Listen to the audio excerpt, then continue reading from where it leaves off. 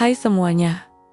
Di usiaku yang tidak sedikit ini, aku justru merasakan gejolak yang tak terencana sebelumnya. Sebelum aku melanjutkan ceritaku, sapa aku di kolom komentar. Siapa namamu? Dan dari mana asalmu? Agar bisa mengenal aku lebih jauh, karena ini bukan sekedar cerita. Aku tidak pernah menyangka bahwa hari itu hari biasa di bawah langit. Mendung yang muramakan menjadi awal dari sesuatu yang luar biasa. Hujan turun begitu derasnya, hingga terdengar seperti ribuan jemari kecil mengetuk atap rumah besar milikku. Di tengah desau air yang membasahi bumi, listrik tiba-tiba padam. Rumah megah ini, yang selalu sunyi meski luasnya bisa menampung kenangan masa lalu, semakin terasa kosong tanpa cahaya. Aku menelepon kantor PLN dengan nada datar, tanpa pikir panjang, hanya ingin segala kembali normal. Tapi takdir punya cara lain untuk mengubah jalannya waktu. 2 jam berlalu, 2 jam yang terasa lebih lama dari biasanya. Hening menyelimuti ruangan. Aku duduk di sofa bludru favorit suamiku dulu. Menyalakan lilin dengan api yang berkedip-kedip. Memantulkan bayanganku yang mulai menua. Namun, ketika bel pintu berbunyi, jantungku berdebar tak tentu arah. Aku membuka pintu, dan di sana berdiri dia, seorang pria muda dengan seragam biru gelap yang sudah agak basah karena hujan. Rambutnya sedikit acak-acakan, tapi matanya tajam. Senyumnya menyala seperti lampu neon yang baru saja kembali menyala setelah padam lama. Nama dia Arman. Dia memperkenalkan dirinya sebagai petugas pengecekan listrik. Tapi entah mengapa, sorot matanya bukan hanya mencari kabel yang rusak. Saat dia masuk, wangi sabun mandi dan parfum maskulinnya menyusup ke indera penciumanku, membuat dadaku tiba-tiba sesak oleh rasa asing yang sulit kudefinisikan. Aku melihat punggung tegapnya saat dia meletakkan kotak peralatan di lantai marmer. Tangannya yang besar dan kasar karena pekerjaan tampak yakin, percaya diri, tapi tetap lembut ketika dia berbicara. "Ibu tinggal sendiri?" tanyanya sekilas. Aku menjawab singkat, tapi dalam hati, aku tersenyum kecil. Betapa absurd rasanya. Wanita seusiaku yang dikelilingi kemewahan dan kenangan, masih merasa dihargai oleh tatapan pria muda yang bahkan belum lahir ketika aku menikah untuk pertama kalinya. Dia bekerja dengan tenang, tapi setiap langkahnya terasa dekat. Aku duduk di kursi kayu ukir dekat tangga, memperhatikan gerak-geriknya. Punggungnya berotot, tubuhnya kekar, namun ringkas. Dan ketika dia menoleh, senyum itu kembali hadir hangat, nyaman, seperti listrik yang kembali mengaliri rumah ini. Tapi kali ini, bukan listrik yang menyala di rumahku, melainkan sesuatu yang lebih dalam, lebih pribadi. Sebuah kesunyian di dalam hatiku yang selama ini tak terjamah, kini perlahan mulai dipadamkan oleh kedatangannya. Entah mengapa, untuk pertama kalinya sejak suamiku tiada, aku merasa hidup lagi, meski hanya karena seorang petugas listrik bernama Arman. Setelah listrik kembali menyala, Arman tidak langsung pergi. Dia berdiri di dekat pintu masuk sambil mengelap tangan dengan kain kecil dari saku seragamnya. Aku menawarinya teh hangat, lebih karena rasa sopan atau mungkin sekadar ingin menunda waktu dia pergi. Dia tersenyum lagi, senyum yang entah kenapa terasa begitu familiar, seperti sudah lama aku kenal. Kami duduk di ruang keluarga, di sofa yang biasanya hanya aku tempati sendiri. Suara hujan masih terdengar pelan di luar, tapi dalam rumah ada semacam kedamaian yang aneh. Kami mulai bicara ringan tentang pekerjaannya, tentang betapa melelahkannya hari-hari saat musim hujan, tentang bagaimana kadang orang-orang seenaknya saja mengeluh, tanpa tahu risiko yang dia hadapi setiap kali naik ke tiang listrik. Tapi kemudian obrolan beralih. Dia bertanya tentang hidupku, tentang kenapa aku tinggal sendiri di rumah besar ini. Aku menjawab dengan tenang, "Dulu aku punya suami, sekarang hanya tinggal aku." Dia mengangguk pelan, matanya menatapku dengan sesuatu yang bukan sekadar rasa simpati. Yang membuatku heran, dia tidak canggung. Dia tidak seperti pria muda lain yang canggung bicara dengan wanita seusiaku. Malah, dia tampak nyaman, seperti kami 2 jiwa yang saling mengenal dari masa lalu. Tapi ada juga sotsat, ketika pandangannya sedikit ragu, seperti jika dia sadar bahwa hubungan antara kami tidak boleh sampai kemana-mana. Aku merasa iri pada diriku sendiri, bukan pada usiaku, tapi pada hatiku yang mulai membuka lagi. Padahal sudah lama kukunci rapat-rapat. Aku takut, bukan karena aku takut dicintai, tapi karena aku takut untuk merasakan hal yang sama lagi, rasa pedih saat harus kehilangan. Tapi entah mengapa, saat itu aku tidak bisa membayangkan apa jadinya malam ini jika dia tidak datang. Setelah listrik kembali menyala, Arman pamit. Dia berdiri di ambang pintu dengan jaket biru gelapnya yang masih sedikit basah karena hujan tadi.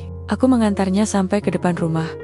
Langkah kami pelan, seolah-olah kami sama-sama tidak ingin perpisahan ini terjadi terlalu cepat.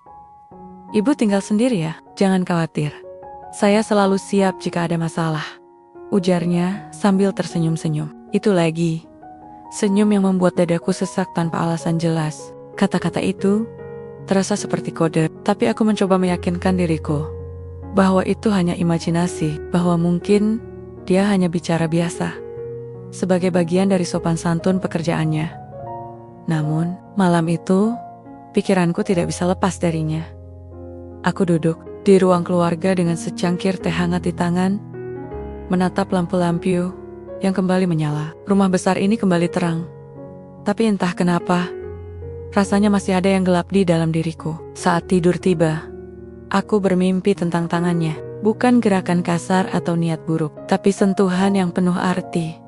Hangat, perlahan, seperti ia mencoba membuktikan bahwa aku masih bisa merasakan hal-hal yang sudah lama mati bersama suamiku.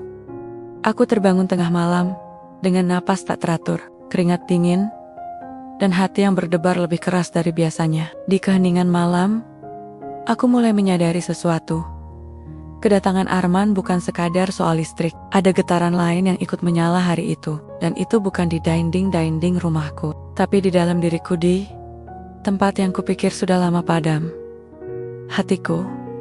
Arman datang lagi seminggu kemudian. Kali ini, dia membawa surat tugas resmi dari PLN. Dengan kop dan stempel lengkap katanya. Karena sistem listrik harus dicek ulang secara berkala. Aku melihat dokumen itu dengan tatapan ragu, tapi tidak protes. Entah kenapa, bagian dalam diriku bahkan merasa lega.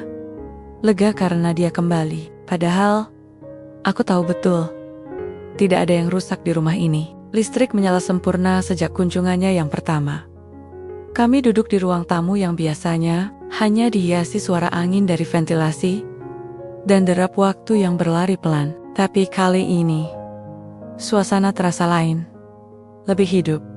Lebih dekat. Obrolan kami mulai melebar dari pekerjaannya, dari teknis listrik ke hal-hal yang lebih personal. Dia bertanya tentang suamiku yang sudah tiada. Suaranya lembut, tanpa rasa ingin mengorek, tapi penuh perhatian. Aku menjawab dengan tenang, meski luka lama itu sedikit tersentuh kembali. Lalu dia bertanya, "Kenapa ibu belum menikah lagi?" Pertanyaan itu menusuk, seperti jarum halus yang tak terduga. Aku diam sejenak, memandangi cincin kawin kosong di jari manisku. Lalu aku tertawa kecil, mencoba mengalihkan beban obrolan. Mungkin karena sulit menemukan pria yang benar-benar ingin mencintai. "Bukan uangku," jawabku, sambil menatap matanya. Dan untuk pertama kalinya, Arman tidak tersenyum saat mendengar jawabanku. Dia malah menatapku dengan ekspresi aneh, seakan-akan kata-kataku itu bukan sekadar sindiran atau keluhan biasa, tapi cerminan dari sesuatu yang lebih dalam. Aku mulai merasa bahwa kedatangannya bukan hanya soal pekerjaan, bahkan mungkin bukan soal listrik sama sekali. Ada sesuatu yang mulai menggangguku, bukan karena dia petugas listrik muda yang terlalu sering muncul di ambang pintuku, tapi karena setiap kali dia pergi, rasanya seperti lampu utama di hatiku padam lagi. Dan aku mulai takut bukan pada hubungan, tapi pada ketergantungan baru yang mulai tumbuh tanpa izinku. Hari itu, Arman datang tanpa janji. Aku sedang sibuk merapikan gudang kecil di belakang rumah, ruang sempit, penuh kenangan yang tertutup debu dan waktu. Dia melihatku kesulitan mengangkat kardus berisi foto-foto lama dan barang-barang dari masa pernikahanku dulu. "Tanpa banyak bicara, dia langsung membantuku. Tubuhnya begitu dekat, hingga aku bisa mencium aroma sabun dan keringat ringan yang menempel di bajunya.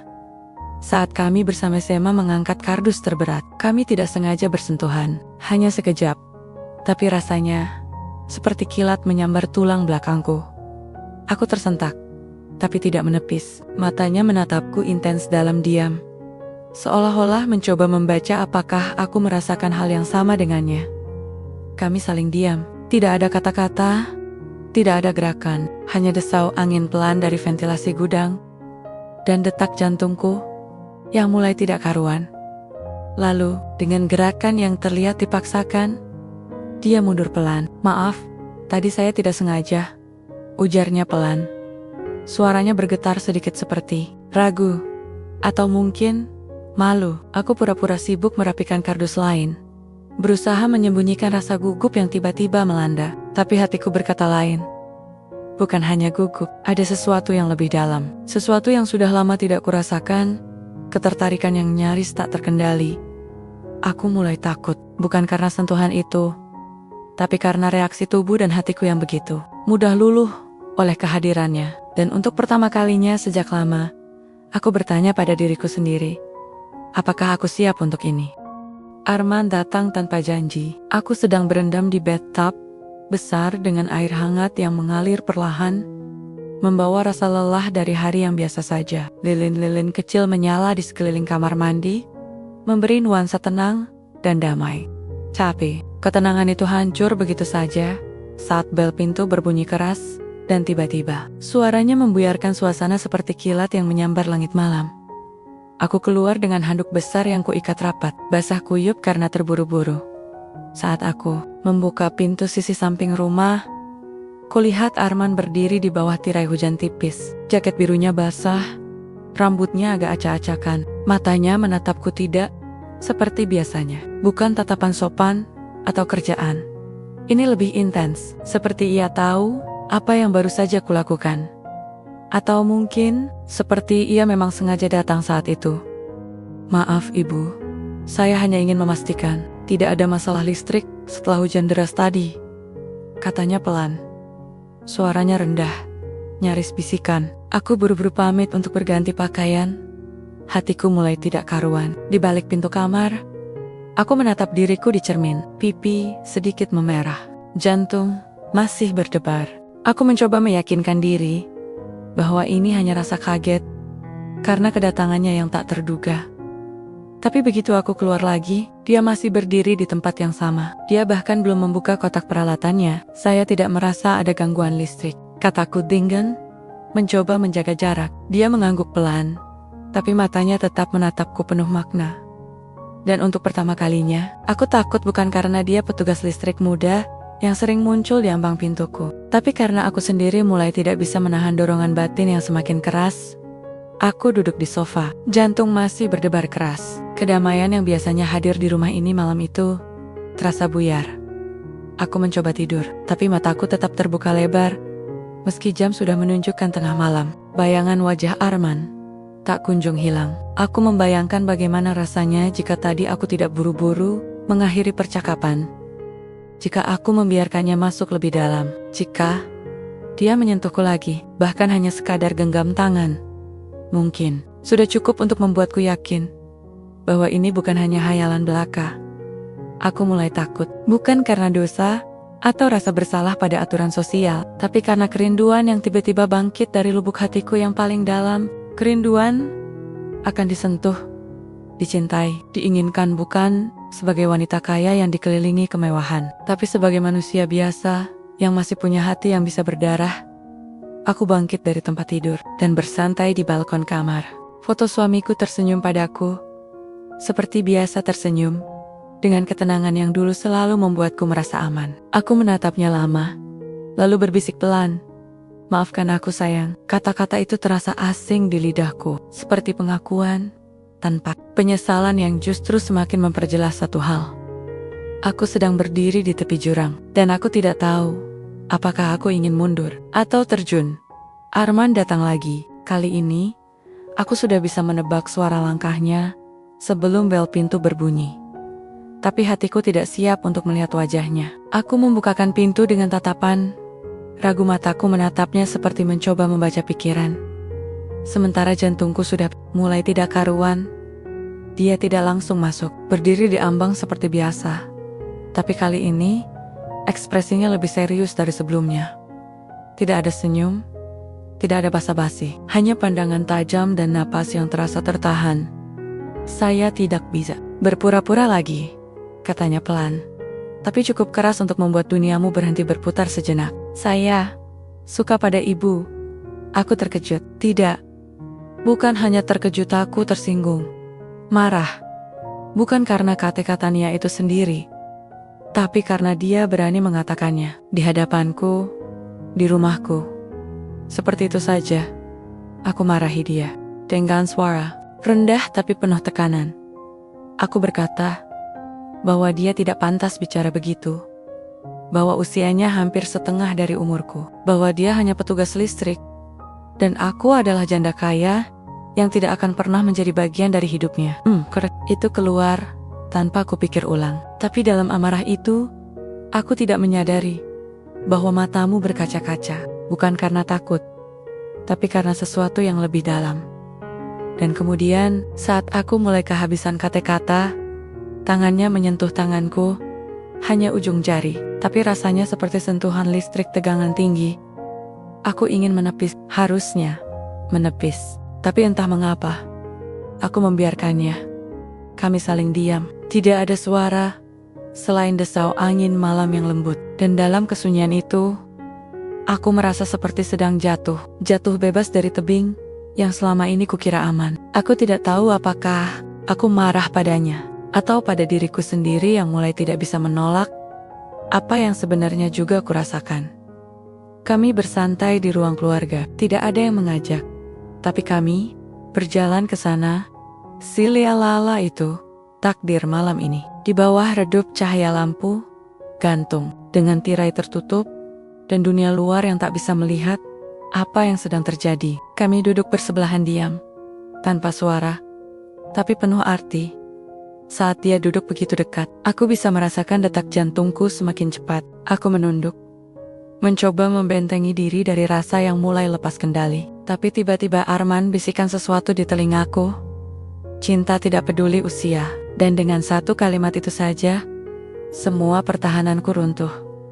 Aku mulai percaya bahwa mungkin, hanya mungkin, cinta memang tidak punya aturan selain rasa itu sendiri. Perlahan, tapi pasti, batasan antara petugas listrik dan janda tua di rumah besar mulai menguap seperti embusan angin malam tak terlihat, tapi nyata keberadaannya. Kedatangannya tidak lagi hanya saat ada gangguan teknis. Dia punya alibi baru. Pengecekan berkala, pemeliharaan kabel, bahkan penggantian meteran yang sebenarnya masih berfungsi sempurna. Aku tahu itu semua pura-pura, tapi aku tidak protes. Aku biarkan dia datang, bahkan menunggu. Dan suatu malam, saat hujan turun dengan gerimis lembut, aku memintanya untuk bermalam. Alasanku sederhana. Kamu terlalu lelah untuk pulang, tapi jauh di dalam diriku, aku tahu alasannya bukan hanya itu. Dia tidur di kamar tamu, bukan kamarku. Tapi, aku merasa dekat dengannya seperti tidak pernah kurasakan sebelumnya. Malam itu, aku sulit tidur. Aku mendengar langkah pelan dari arah lorong. Entah imajinasi atau bukan, tapi rasanya seperti dia juga tidak bisa tidur karena memikirkanku. Aku takut, bukan karena dosa atau aturan masyarakat, tapi karena aku mulai terlalu terbuka, terlalu rentan. Hatiku, yang selama ini kukunci rapat-rapat setelah suamiku tiada, kini mulai membuka celah besar. Celah yang bisa membuatku hancur jika salah langkah. Singkat cerita, akhirnya batas itu luntur. Di malam yang gelap, saat hujan deras lagi, seakan-akan alam pun tahu bahwa sesuatu besar sedang terjadi. Tidak ada kata-kata, tidak ada janji, hanya desau hujan di luar dan detak jantung kami yang saling berpadu. Setelah pertarungan itu berakhir, kami tetap terjaga. Aku menatap langit-langit kamar, mengingat semua waktu yang terbuang dalam kesendirian. Aku merasa dicintai, dan untuk kali ini, itu cukup. Sejak malam itu, Arman mulai sering bermalam. Awalnya dengan alasan lelah, atau hujan deras. Tapi lama-kelamaan, dia bahkan tidak perlu alibi lagi. Dia masuk ke rumahku, seperti sudah menjadi bagian dari hidupku dan entah sejak kapan, aku mulai merasa bahwa memang begitulah adanya. Aku merasa hidup lagi. Hatiku yang sempat mati rasa, kembali berdebar karena cinta. Tapi semakin dekat kami, semakin dalam juga ketakutanku mulai tumbuh. Aku mulai mencurigai niatnya. Apakah dia benar-benar mencintaiku? Aku mencoba menepis pikiran itu. Tapi ia terus datang terutama saat dia mulai menanyakan hal-hal tentang hartaku. Bukan pertanyaan besar atau langsung, tapi ucapan-ucapan kecil yang membuatku ragu. Bagaimana ibu mengatur semua ini sendirian? Atau pasti banyak orang ingin memiliki rumah dan kekayaan seperti ibu. Setiap kali pikiran itu muncul, aku cepat-cepat menguburnya. Aku tidak mau merusak apa yang sudah kudapatkan. Aku tidak mau menjadi wanita parno, penuh curiga, takut kehilangan.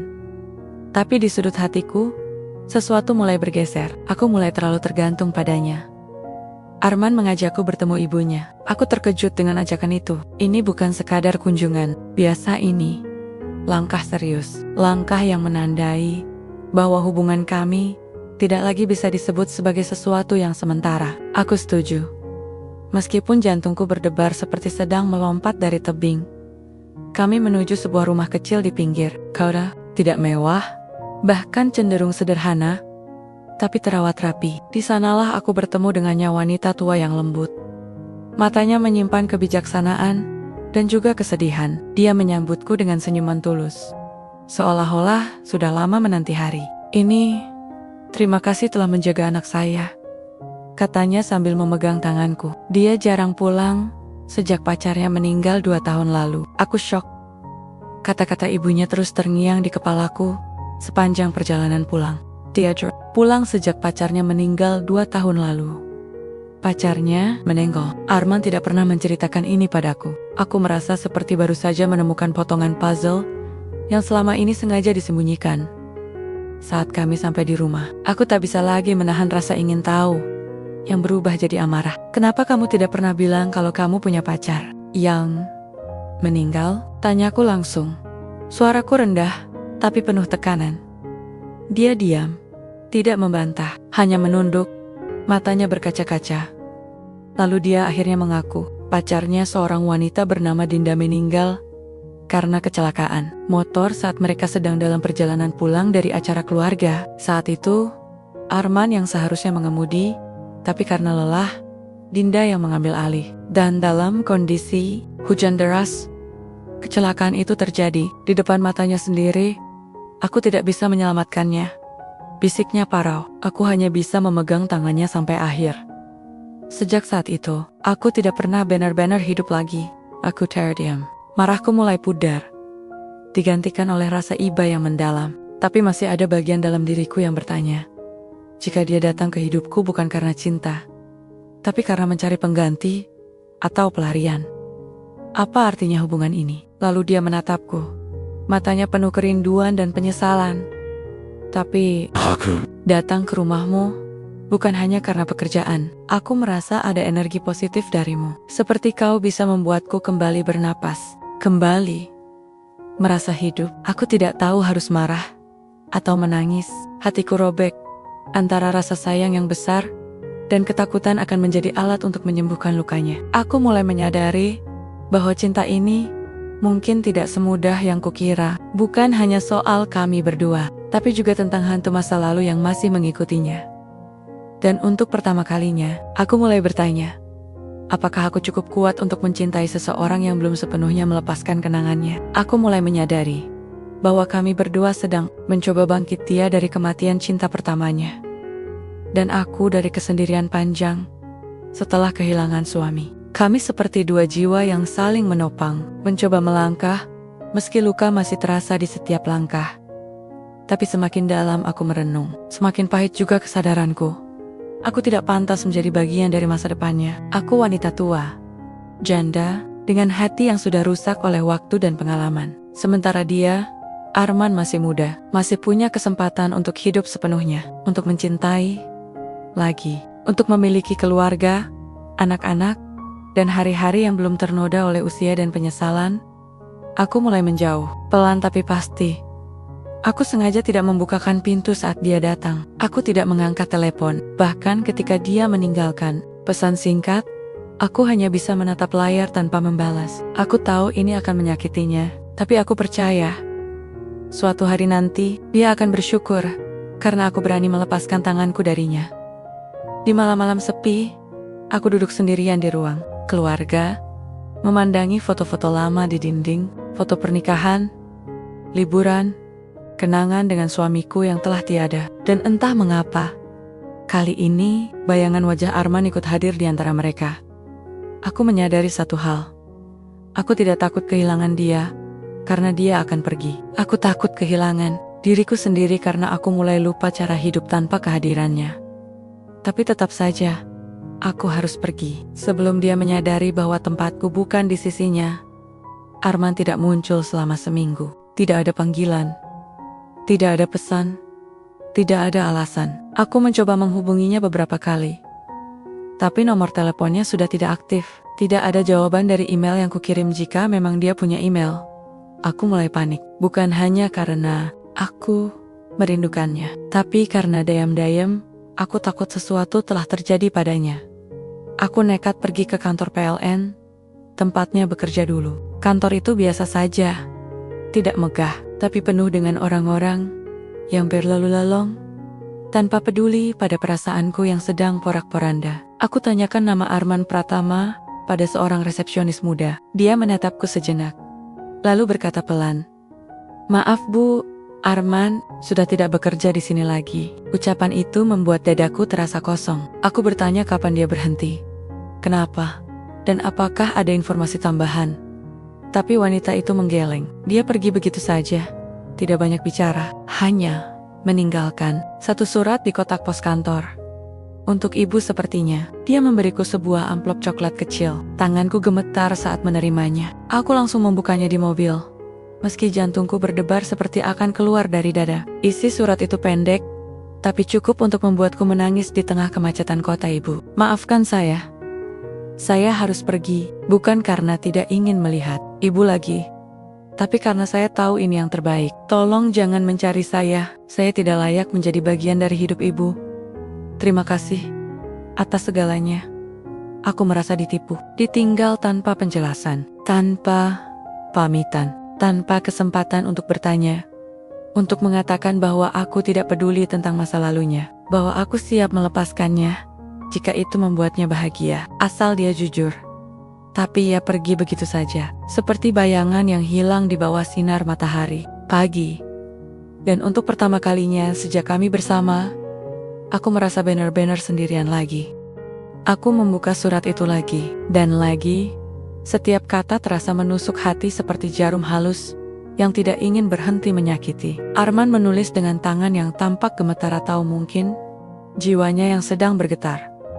Ibu, aku harus pergi. Bukan karena aku tidak mencintai ibu, tapi karena tekanan dari keluarga semakin kuat. Ibu pasti sudah bertemu dengan mama, dan mungkin ibu juga bisa merasakan bahwa dia tidak setuju dengan hubungan kita. Dia bilang aku terlalu muda untuk mencintai seseorang yang seusia ibu, bahwa aku hanya sedang mencari pengganti Dinda, bahwa aku tidak pantas mengambil tempat di hati seorang wanita hebat sepertimu. Aku menahan napas. Jadi selama ini ibunya tahu dan bahkan menolak keras hubungan kami. Arman melanjutkan, mereka memintaku pindah keluar kota. Ada pekerjaan baru di sana, pekerjaan yang bisa membuatku benar-benar memulai hidup dari awal. Aku mencintaimu ibu, tapi aku takut melawan takdir. Aku takut kalau ini semua memang bukan untukku. Aku takut aku tidak cukup baik untukmu. Aku menangis, bukan marah, bukan kecewa, tapi rasa sakit yang sangat dalam. Karena ternyata bukan aku yang melepaskannya, tapi dia sendiri yang memilih pergi karena takut akan dunia di luar sana, karena takut akan omongan orang, karena takut tidak layak dicintai oleh wanita seperti aku. Aku duduk di sofa besar yang biasa menjadi tempat kami bercerita tentang masa depan. Sekarang, ruangan itu terasa begitu sunyi, begitu kosong. Aku menyadari satu hal. Ia mungkin pergi, tapi cinta itu tidak hilang. Cinta tetap ada. Hanya saja, ia tidak siap membawanya bersamanya. Dan aku harus belajar bagaimana hidup tanpa sentuhannya, tanpa suaranya, tanpa dirinya. Padahal, untuk pertama kalinya dalam bertahun-tahun, aku akhirnya merasa hidup lagi. Beberapa bulan berlalu, waktu tidak berhenti, hanya karena hatiku sempat terhenti. Aku mencoba bangkit, mencoba kembali ke rutinitas selama membaca buku di ruang keluarga, menikmati teh pagi sambil melihat taman dari balik jendela besar, dan menjalani hidup seperti sebelum Arman datang. Tapi meskipun aku bisa tersenyum lagi, ada bagian dalam diriku yang masih kosong, masih menunggu sesuatu yang mungkin tidak akan pernah kembali. Sampai suatu sore, listrik di rumahku mati lagi. Tidak dramatis seperti malam hujan deras waktu itu, tapi mendadak dan cukup mengganggu. Aku menelepon PLN seperti biasa, tanpa harapan apa-apa selain ingin lampu kembali menyala.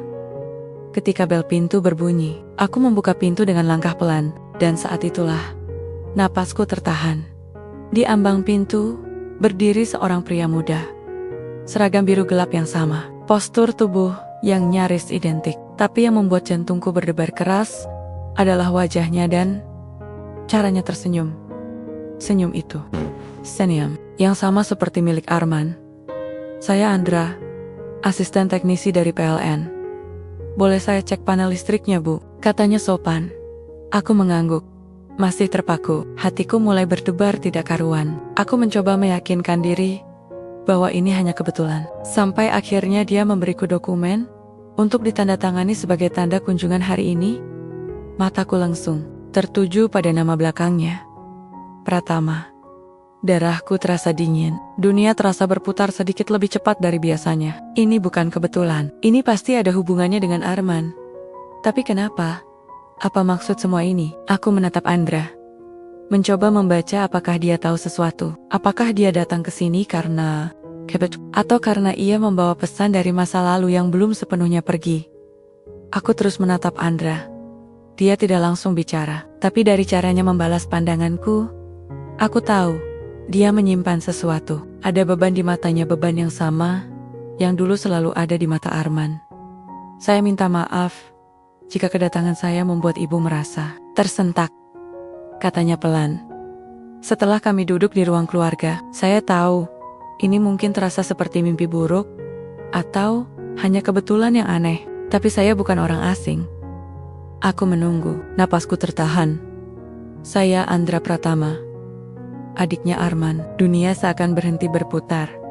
Aku ingin berkata sesuatu, tapi suaraku hilang. Hatiku berdebar keras. Aku mencoba membaca wajah pria muda di hadapanku ini, mencari kebenaran di balik kotek Tania. "Arman sakit," lanjutnya. "Setahun lalu, dia didiagnosis kanker stadium akhir. Kanker darah. Dia tidak mau ibu tahu karena tidak ingin ibu sedih. Dia bilang kalau ibu sudah cukup menderita dengan masa lalu, dan dia tidak ingin menjadi bagian dari kesedihan ibu lagi." Aku menutup mulutku dengan tangan.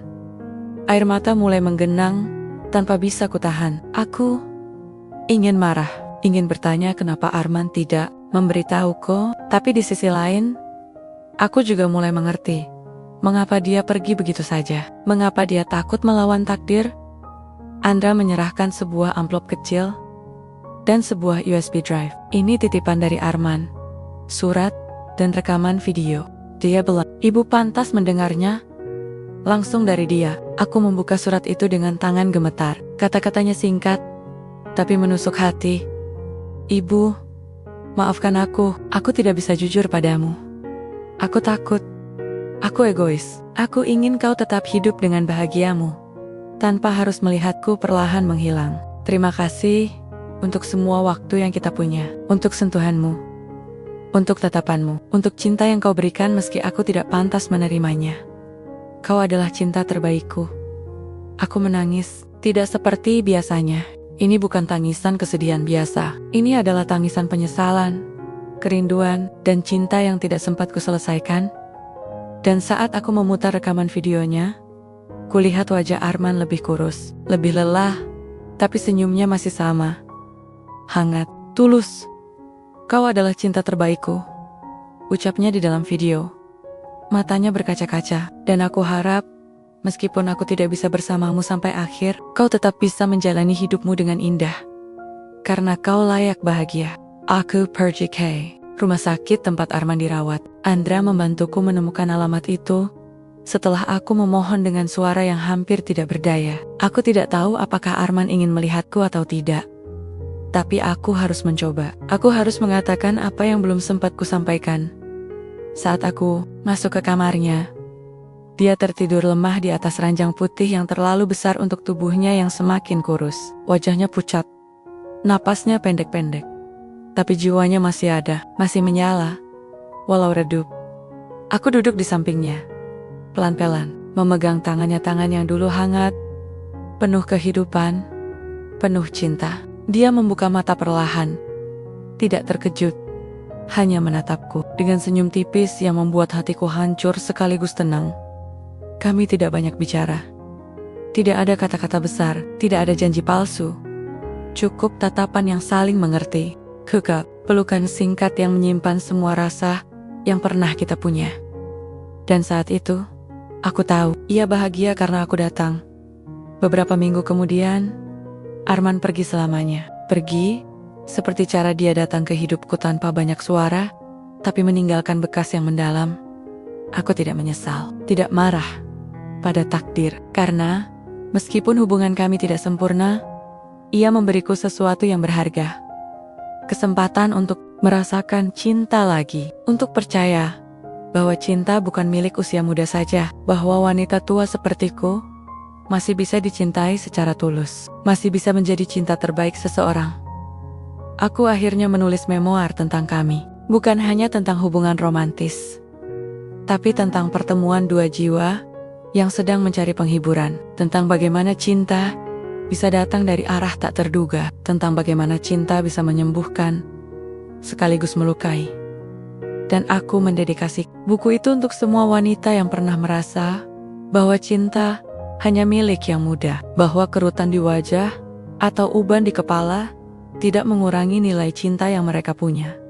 Karena cinta tidak peduli usia. Yang penting adalah hati yang masih memem